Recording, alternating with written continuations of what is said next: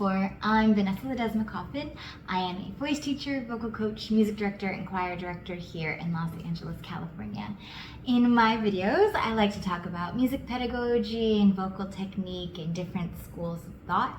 But today, we are reading music-related Reddit stories.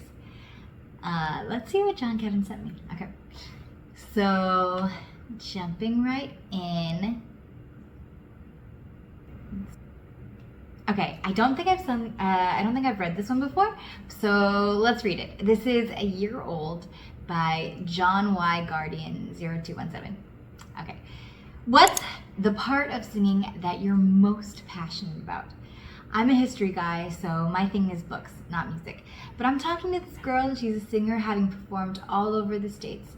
I just have no idea what to ask her about because I know nothing about this world. I have no idea where to start, but I do want to learn about it. So I thought this was a good spot. Thanks in advance. All right. Well, John, what I'm the most passionate about when it comes to singing. I think singing is this really magical, beautiful gift that humans have been given. It's incredible that we can do this. You know, we can, from this little face hole, we can talk and communicate, we can eat, but we can also sing. And the way that we are connected to each other in music, I think, is so beautiful and special. And the way singing can, I don't know, move not only ourselves, but others when they hear us, it's quite a gift. So for your friend who has had the chance to perform all over the States, I think that is such a special job she's gotten to have. And maybe what you can ask her about is, you know, how she found herself in singing and her favorite audiences maybe, or, you know, when has she felt the most connected to other people while doing her art? I think those could be nice questions to ask her. This was a year ago, so I wonder if those conversations went well. All right, let's look at the top comment. So, the part I like the most is improving. Being able to finally sing that song well after a lot of practice feels too good.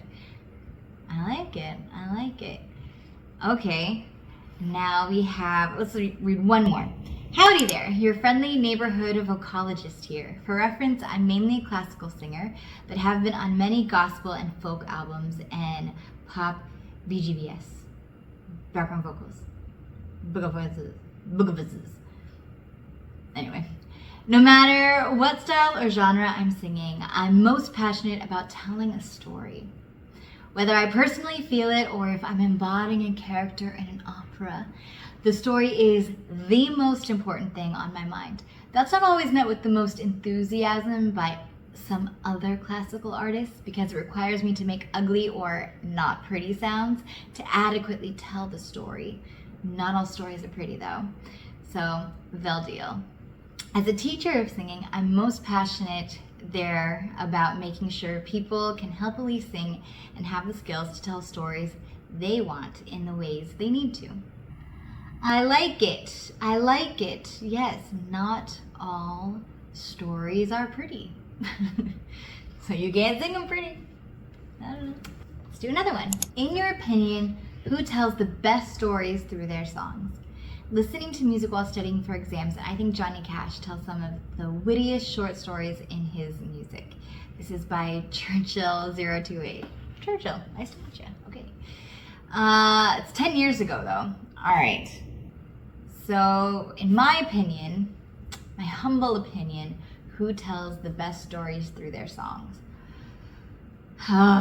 Well, I am a musical theater nerd. So that's kind of hard because you need the songs to tell the story of the musical. So if that's what we're going after, I'm gonna say the best storyteller through their songs. I don't know. I love a Menken. I am obsessed with Menken. I'm also obsessed with Schwartz. I could listen to their songs all day, and if I had just just a modicum, just a little dollop of their talent, I would feel like the most talented person in the world. But I can say that about a lot of people. There's so many amazing musical theater composers who write songs that tell stories. But if we're not going to go musical theater, because that feels a little cheaty, for the singer-songwriter track, oh gosh, there's a million there too. I love, gosh, what's his name? His album's right there. He did that Leroy Brown, baddest man in the whole damn town. Okay, come. What is your name? Also Billy Joel. That's another album that I have there. Amazing storytelling in his song. Come to me name. Jim Croce. God, I'm obsessed with him. I know it took me forever to get his name in my brain. But his songwriting, he tells amazing stories in his songs. And Janis Joplin and Dolly Parton, and I'm just obsessed with most 70s music. I think the 70s really had good storytellers. For modern people, a lot of country artists. I like Lainey Wilson. I like Haim. Yeah, I don't know. There are a lot of talented songwriters out there who can tell good stories. Okay, let's see what someone else said. So, the top comment says, John Darnell from the Mountain Goats. All hail West Texas, Tallahassee, and his newest album, Beat the Champ, which is 10 years old, so not new anymore, are all excellent examples of storytelling through music. That is someone I need to check out. This one says, Nas, seriously, listen to Illmatic. I believe it. Gosh, it's fun to read like albums that people are talking about 10 years ago. Okay. Tom Waits, voice of a demon, but the stories are amazing. The voice of a demon. Okay, yeah. I wonder what the answer would be now, though. If you have an opinion on who the best storyteller is now, tell me. Oh, Chaperone, that is a now. That is amazing. Oh, Sabrina Carpenter. So many good songwriters right now. We should just listen to all of them and buy their albums and support them. Okay. Moving on. Let's see. How do I write a story about music? By Deleted. And this is 6 years old. Okay. Hey there, guys. First time posting here. I want to start writing a story about people singing. The thing is, I don't really know how. I should describe music on paper. Not many books I've read touch that topic, so I'm not familiar with that. Like, imagine if a girl starts singing. Besides writing the lyrics, what else should I write? This is interesting. In grad school, we talked about how kind of weird it is to write about music. Music is something you experience. There's a famous quote that's talking about music is like dancing about architecture. It's just a different need.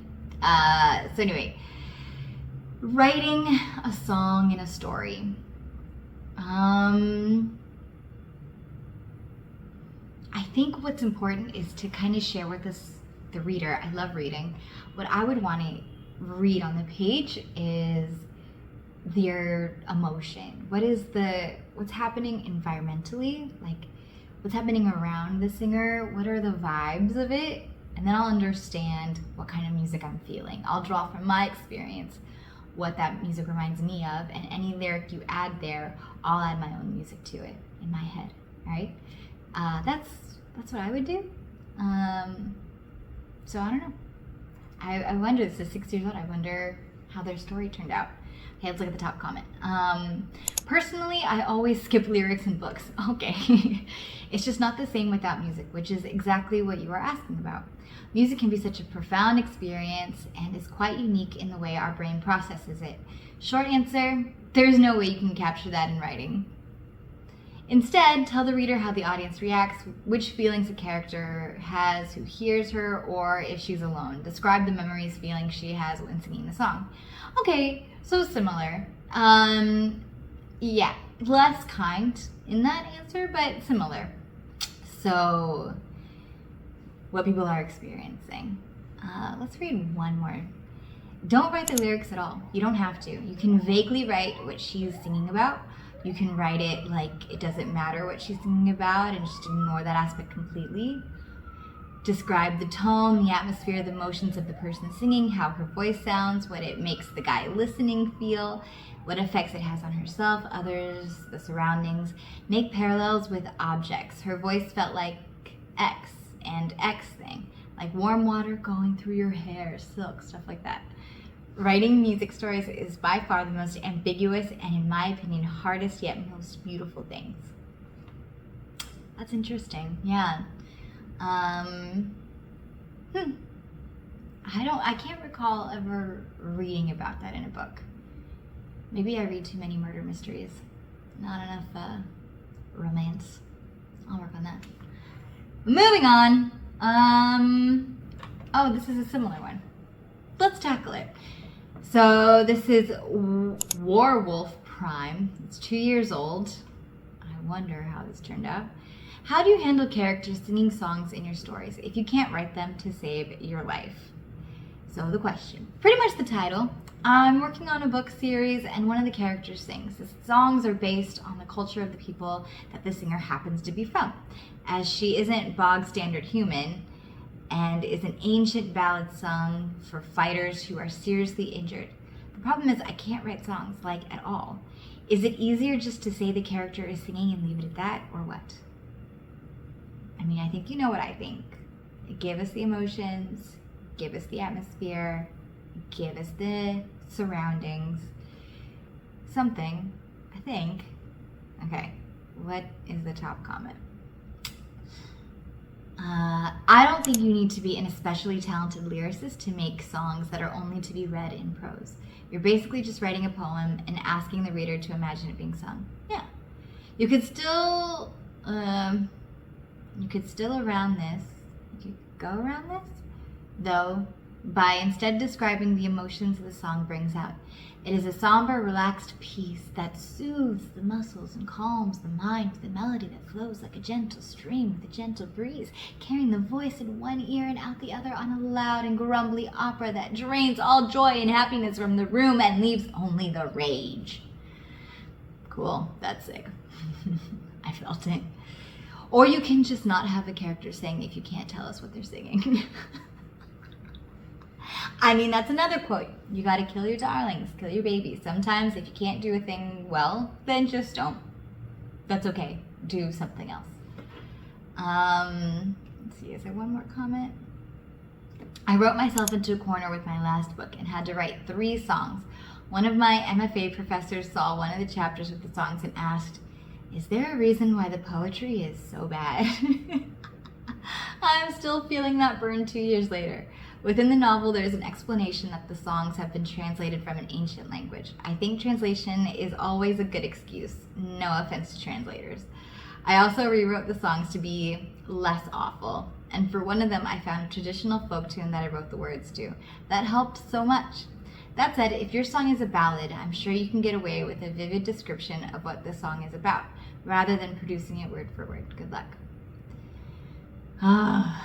Why is the poetry so bad? That would never leave my mind.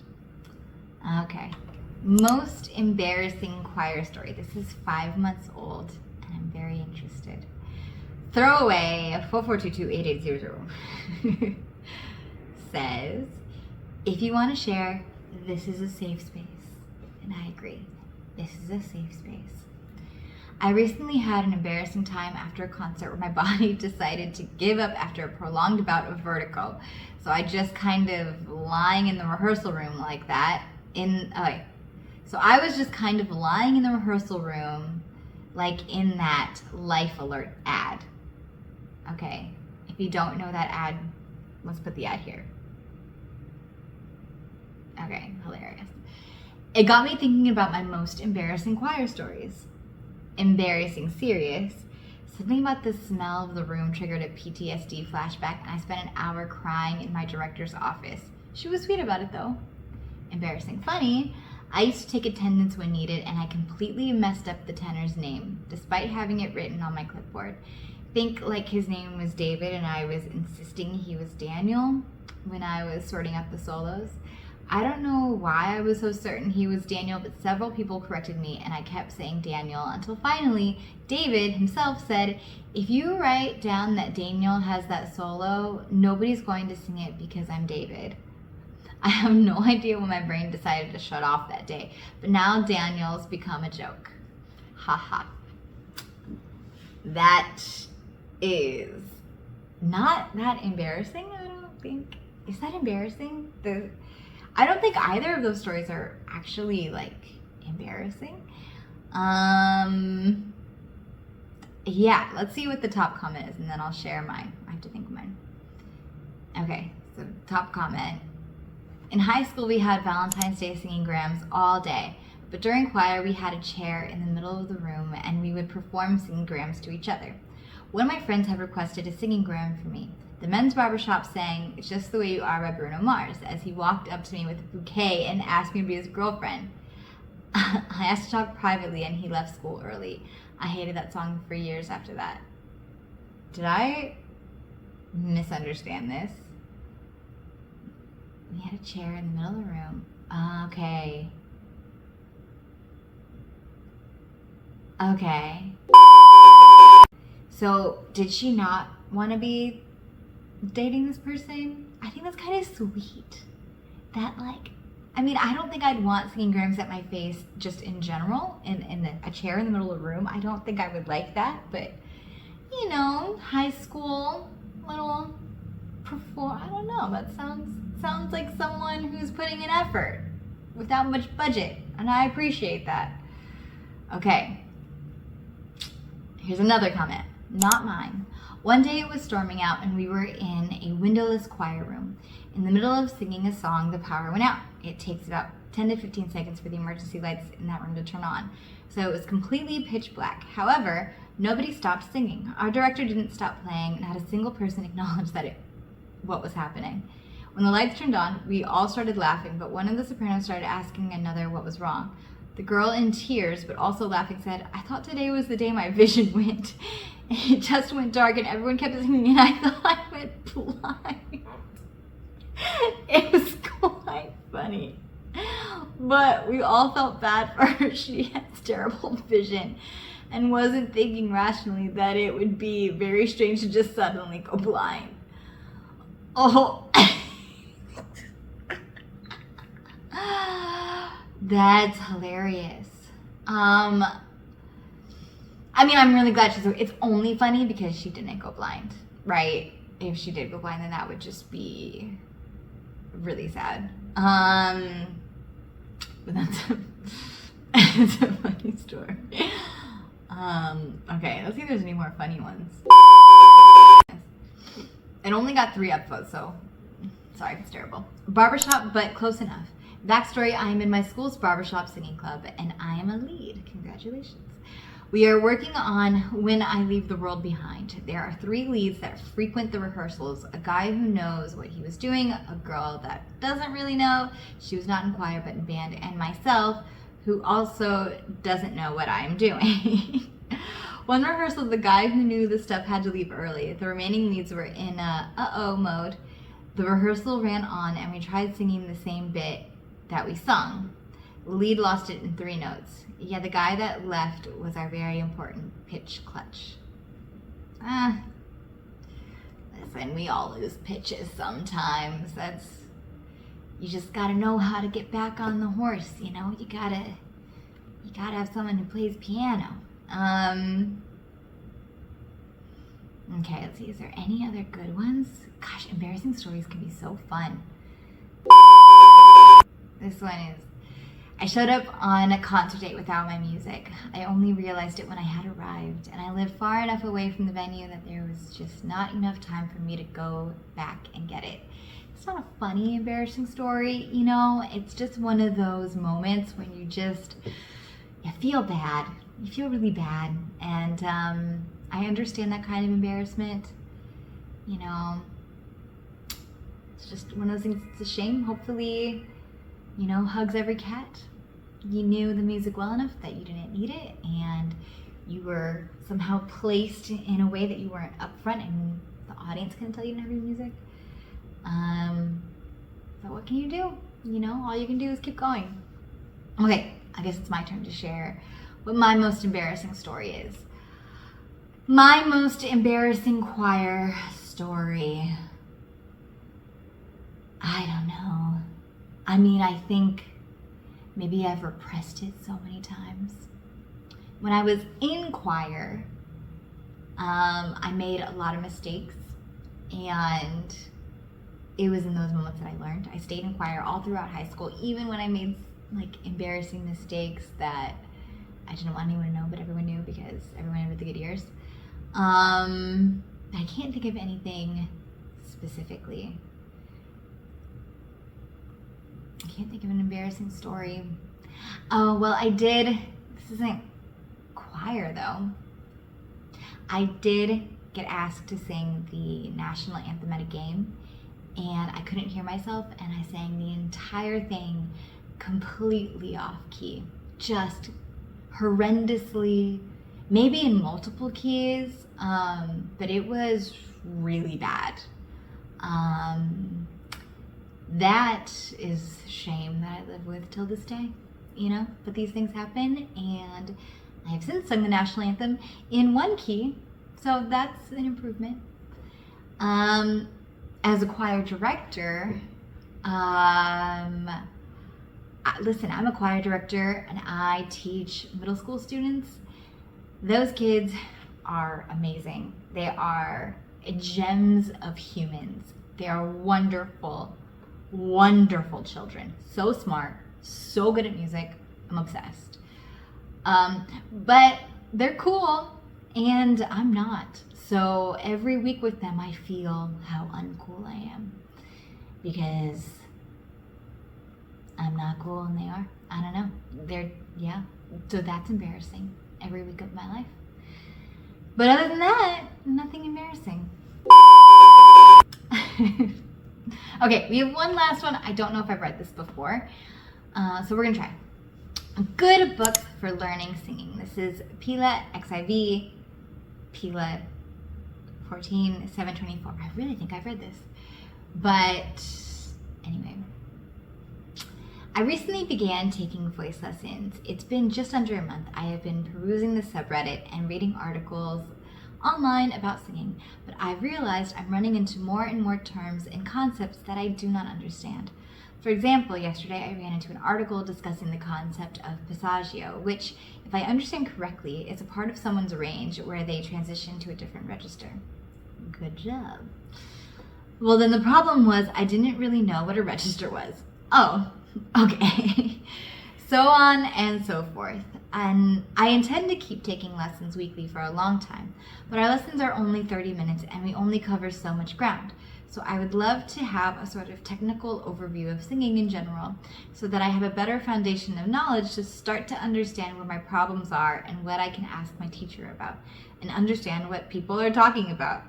But what I'm finding is that books don't seem to have the same role in singing as they do in, say, guitar or music theory.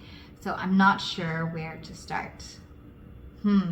That's interesting. All right, let's see what the top comment is. I have a million favorite books, but let's see.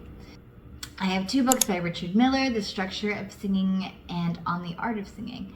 Both I found are good. The former explains the anatomy of singing. The latter is a bit easier to understand and discusses different aspects of singing as an art. This may also help, and they give a link to a vocology toolbox. Lovely. Oh, it's unsupported. You can't actually click the link. Is this old? That's 4 years ago. That's weird. Okay. Well, don't click the link. It doesn't work. They continue, but I'm not sure if these are suitable for absolute beginners, though. Understanding the anatomy and training your muscles to work with it are 2 different things. That is such a good point. I mainly read them so I have basic understanding and pick up some tips here and there. Also, the Richard Miller books above are very much geared towards classical techniques, so it depends on your taste. Let's see, what's one more? Hey, I also like to study and understand the theory behind singing. As an IT professional, I tend to have trouble with the abstract aspect of singing, so understanding the science behind it helps me a lot. Here are two books I really like. Complete Vocal Technique by Catherine Sadolin, I'm gonna look her up, is a method of teaching about the human voice and its use in singing. I really like the scientific-based approach used to categorize and explain all the different strategies we can apply to produce the sounds we want. Also this, Practical Vocal Acoustics by Kenneth Bozeman. Great book on vocal acoustics. This one is awesome to clarify any doubts, curiosities you might have on these words mentioned all the time. Register, formants, harmonics, passaggio. There are also a lot of great videos with the author Kenneth Bozeman on YouTube. And the link is a good one. Nice. So for me, well, I'm in my office, so let's see if I can find some. Okay, so here's one that you can tell. Wear and tear. This has gotten me at least, what year is it? 15 years of use. I love how she talks about the vocal anatomy and the inner experience of that vocal anatomy. So like this person was saying, knowing what is happening in here versus how to use what's happening in here and connecting to it, two different skills. This book covers both of them. The performer's voice, realizing your vocal potential. I really like it. Another one I really like is this one. I'm making notes of it. Lillian Nordica's Hints to Singers. I have a video about it. It's here. Yeah, I'll if you want to watch it, I'll have it in a little thing that you can click on after this video is done. But anyway, this does not talk about anatomy. This talks about a singer's experience learning how to sing and what is normal and common and what you need to do to be a professional. So if you're starting your singing journey and you want to know if what you're experiencing is like, if you're late, if you're behind, if you're whatever, this is such a good resource. I love this book. Also, just so much wear and tear. I just am obsessed. Okay. Anyway, so you can pick up one of those books from Amazon or Abe's Books or maybe your local vocal bookstore. If you would like a journal, I have a journal for you called the Love Your Voice Journal. It has a few exercises and a few mindfulness thoughts to reflect on, to learn how to connect to your voice. So that link will also be below. Click on it, get it, it's free, why not? But other than that, that is all I have for you today. So until next time, keep learning, keep singing, keep growing, and keep making the world a little kinder through music. We need your voice. All right, see you in the next one.